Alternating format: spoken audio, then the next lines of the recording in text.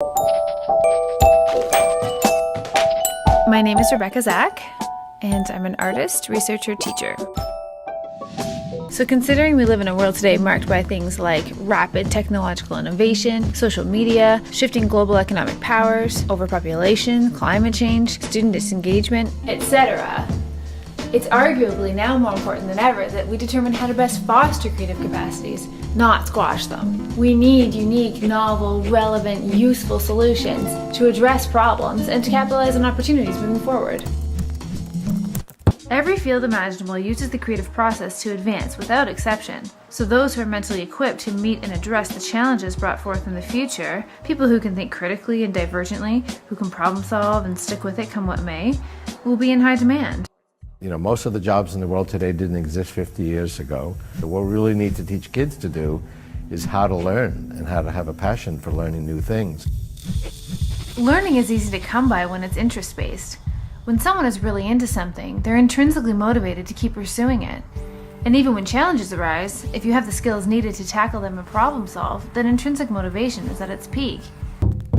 The abilities that now matter most are abilities that are characteristic of the right hemisphere. Artistry, empathy, inventiveness, big picture thinking. Those kinds of abilities have become really the first among equals in a whole range of businesses, a whole range of professions.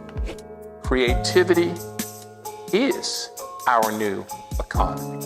And it's something we have to harness, we have to cultivate, we have to take great care of. Businesses cannot succeed, especially under modern competitive conditions. They cannot succeed without innovation. And innovation depends on creativity. It's education that's meant to take us into this future that we can't grasp. Nobody has a clue what the world will look like in 5 years' time. And yet we're meant to be educating them for it. What we need is not for the arts to look more like the academics, but for the academics to look more like the arts. So, like Picasso, my big question is, how can we nurture creativity in education? Creativity is a human characteristic, although some of us don't recognize ourselves as being creative. I know from experience in the classroom and in my studio that creativity is fragile. There are certain conditions that help make creativity possible, and there are conditions that do the opposite. We've all agreed, nonetheless, on the extraordinary capacities that children have. And my contention is all kids have tremendous talents, and we squander them pretty ruthlessly. The result is that we are educating people out of their creative capacities. What a scary thought.